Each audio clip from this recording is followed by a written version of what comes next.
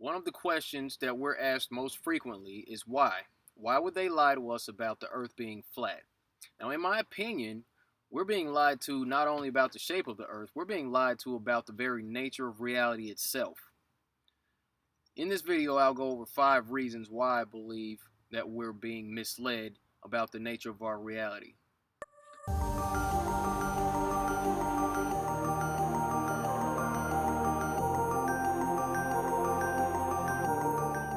They say that the love of money is the root of all evil, and I find that to be a very true statement. Just the fake moon landings alone cost the taxpayers around $3 trillion to run that whole fiasco. Just this year in 2017, NASA was granted a budget of $19.5 billion for their annual operations, whatever those may be, other than giving us CGI images and fake spacewalks, people with permed hair pretending to be in zero gravity. But, subsequent questions come up when people hear about that. They'll ask, well, wouldn't people blow the whistle? Not everybody is in on it, so somebody would come out and say it if they were all lying to us. Well, not necessarily. You see, the NASA astronauts, the ones that you see on camera, they are Freemasons. And because of that, they've been sworn to secrecy. So they aren't at liberty to disclose these things. Now, the other NASA employees behind the scenes, working the computers or whatever they're doing out there, they may very well be part of the general population who believe that the Earth is a spinning ball out in space anyway. They believe the globe model, so there's no need really to, have them under some sort of gag order for the most part. And even then, there may be another option.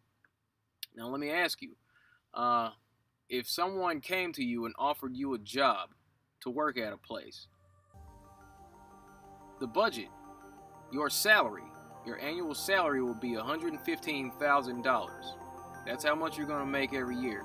The only stipulation is you have one secret to keep. Now, you have to agree that you're going to keep this one secret before you're hired on, before you do all your paperwork, and before you receive a penny of that money. Would you take the job?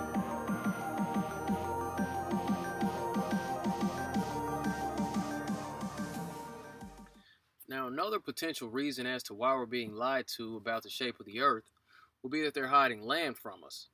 Now, one of the more widely accepted models of the flat earth is the 1892 Gleason Standard Map of the World.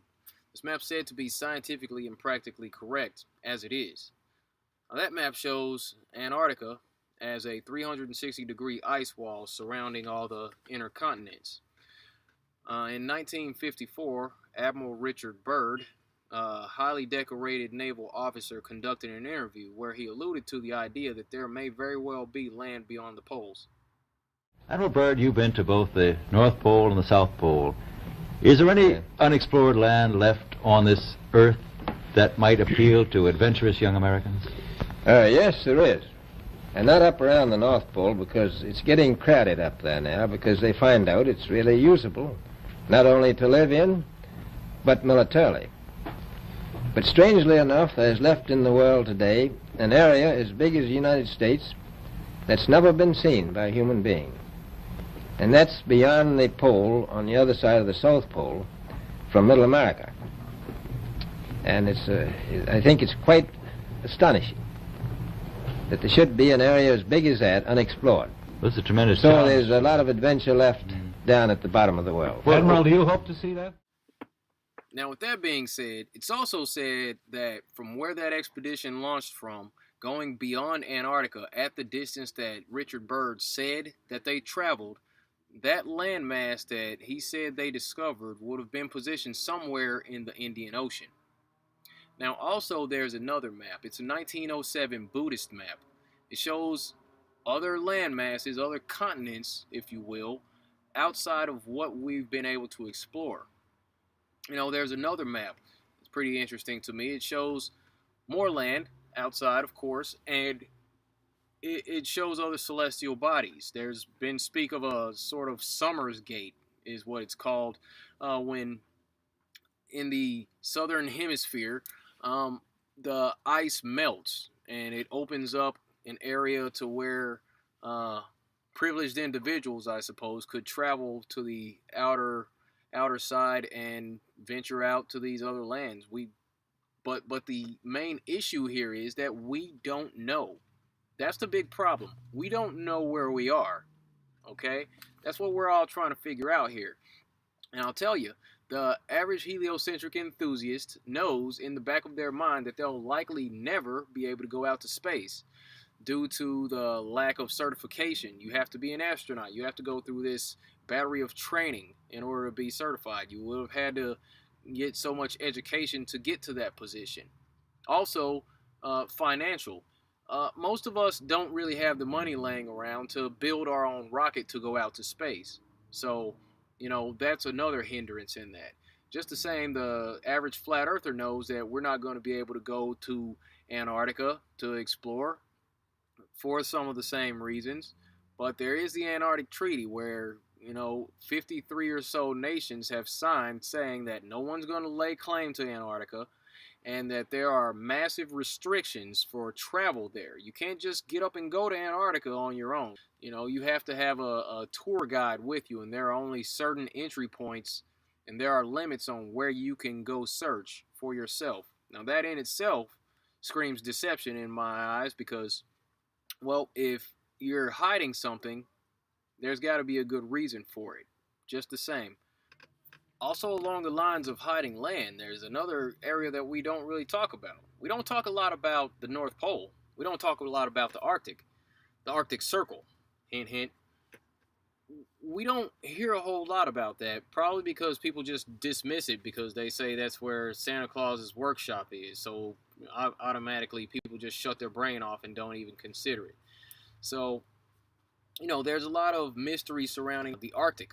Also, it's said that that's where some energy vortex is. There's a video where it shows what looks like a giant sinkhole. Looks like energy's either flowing in or out of that hole. There's water that seems to be flowing into this sinkhole, and there looks like energy is either going in or coming out of it. There's also talk about Mount Meru. That's some sort of magnetic mountain. That's why all the compasses on the flat Earth point towards the North Pole. Some sort of form of electromagnetism. Yeah, that would make sense. The whole core of the Earth aspect, that's invalid because the Kola Ultra Deep project in the 90s, the deepest hole that's been dug, that only went 7.5 to 8 miles deep. So when you see those little graphics showing, the crust, the mantle, the outer core, and the inner core with all these pretty colors, that's all just speculation. That's a cartoon. That's just a graphic. They don't know what's down there because they haven't gone that deep. So, the Arctic, that's another place that's pretty mysterious, in my opinion. But, again, we don't know. And we need to be asking questions. So, there's that aspect. Also, they're leading the population to believe that we are somehow stuck in a landlocked position. It's kind of a form of mental slavery, if you sit down and think about it long enough. What if they are hiding land? What if they're hiding more land from us in order to keep us as servants on this massive plantation, constantly feeding into this predatory financial system?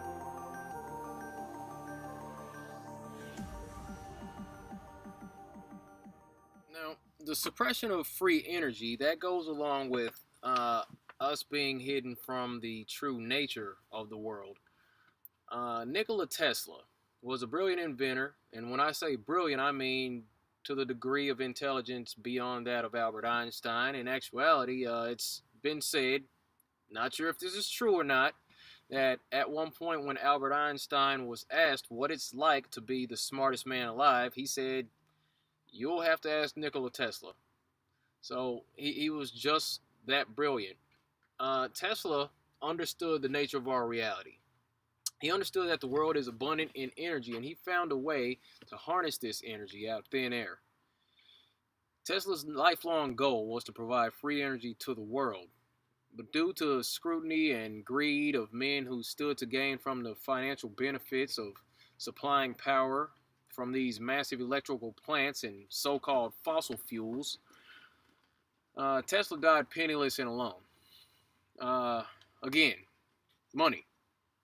And shortly after his death, agents from wherever seized Tesla's inventions and his patents, and to this day, we have no idea what happened to him.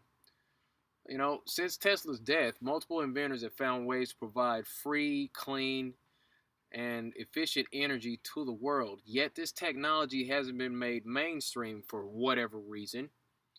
My guess here is money, again, because they, whoever they is, can't make money if you aren't being charged for energy.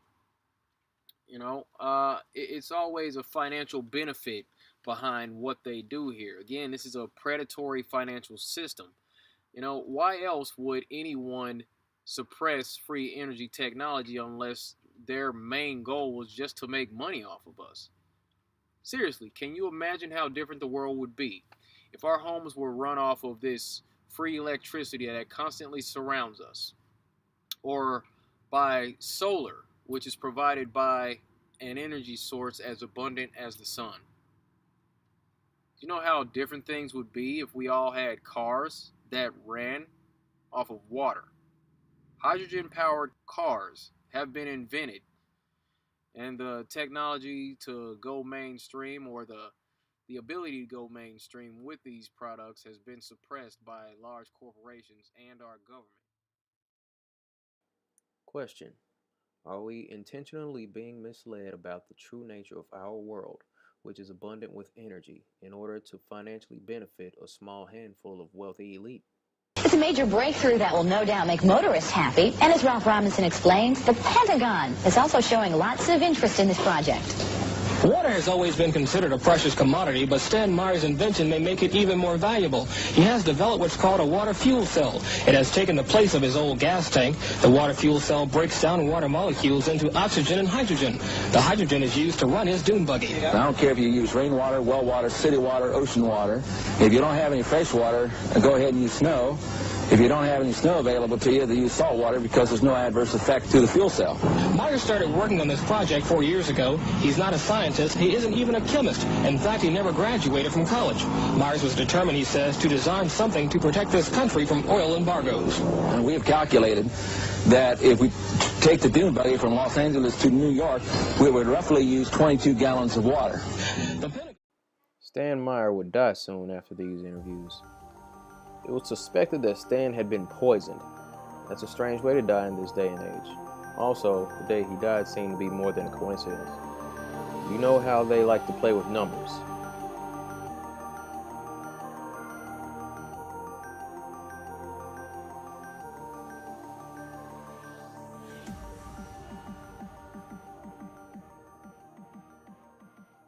Many ancient civilizations were under the belief that we all live on a flat, stationary Earth, underneath a dome-like enclosure known as the firmament.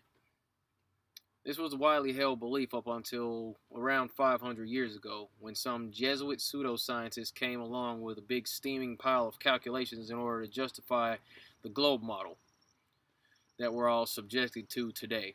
Since then, we've been inundated with this idea, and we've been taught that from a Big Bang explosion that happened billions of years ago, an explosion out of nothing created everything in such perfection that we see today. Although what we've been told about this can't be duplicated in a laboratory, at no point does something come out of nothing. That just doesn't happen, can't be repeated, can't be duplicated. So, again, pseudoscience. Now, roughly since then, we've all been taught this globe model. Now, there's a passage: train up a child in the way that he should go, and when he is old, he will not depart from it. I believe that's why we have so many who are indoctrinated to still believe and fight so hard for the heliocentric model. The reason being is because we've been taught the globe model since before we had the ability to think for ourselves. Think about that. Before you could think for yourself, before you could form rational thought, you've been taught that you live on a spinning ball, although your five senses tell you something totally different. Our senses tell us that the earth is flat and stationary, that the sun and moon and the stars rotate above us just as we see, that they make their annual cycles in such a way that we can calculate days, months, and years of the passage of time, just like in Scripture. The earth in itself works like a well-designed timepiece, and we all know that any timepiece that we can think of has a designer. What if the lie is to hide the existence of that designer? What if they're lying to us about this because they're hiding God?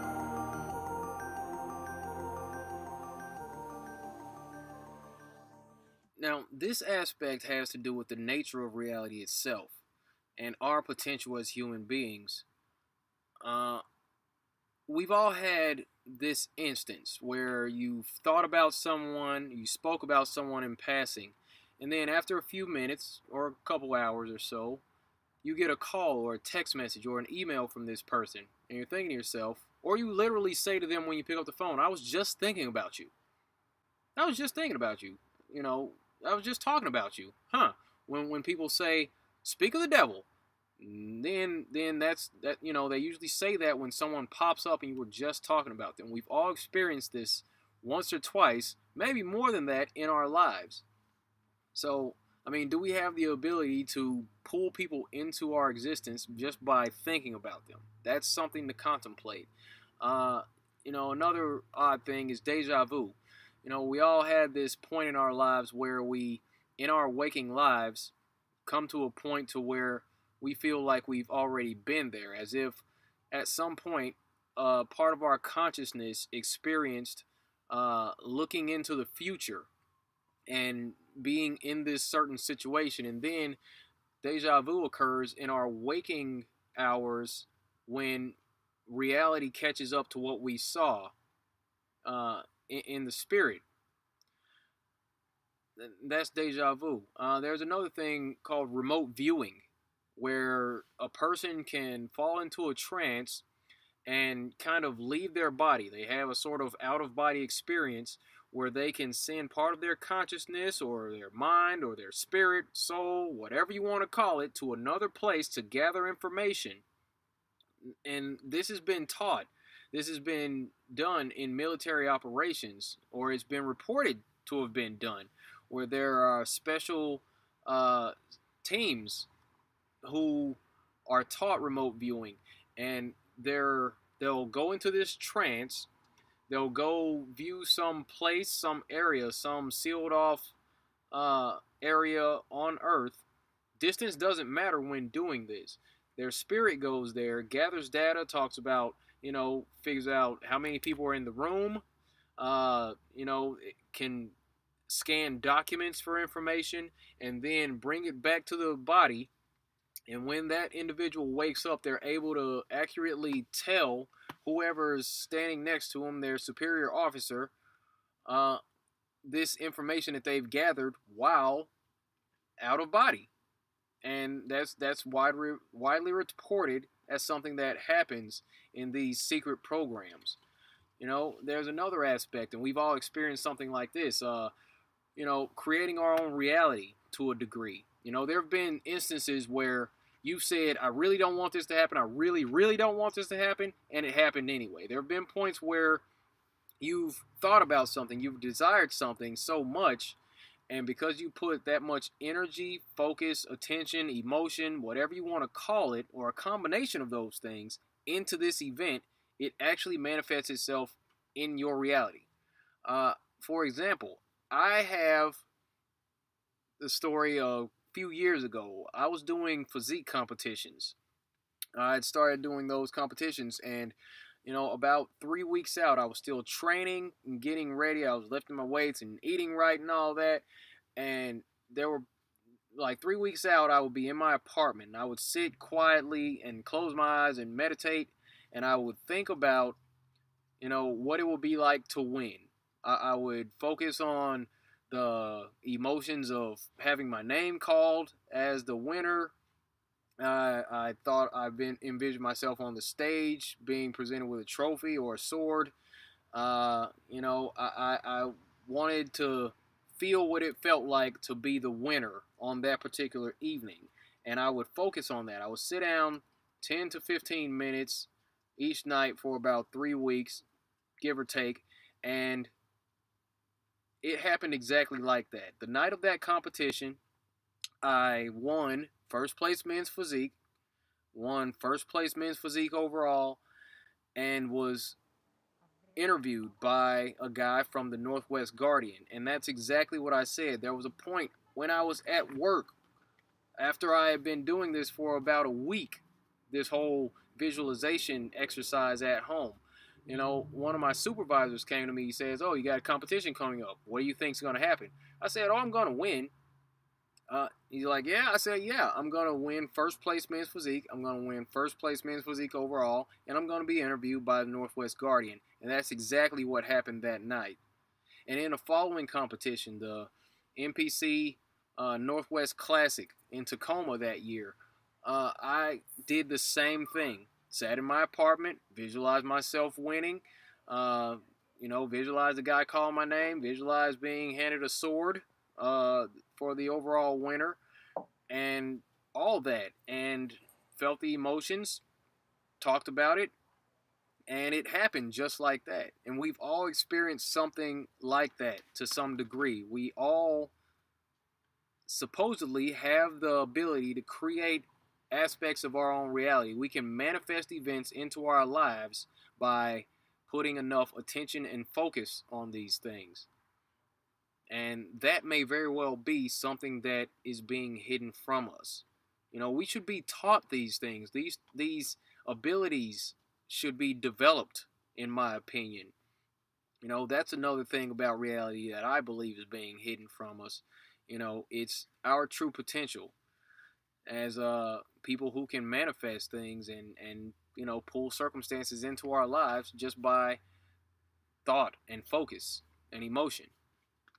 And that was my experience with that. So, you got to ask yourself, is that what's being hidden? Is that what's being suppressed? Are they hiding our potential?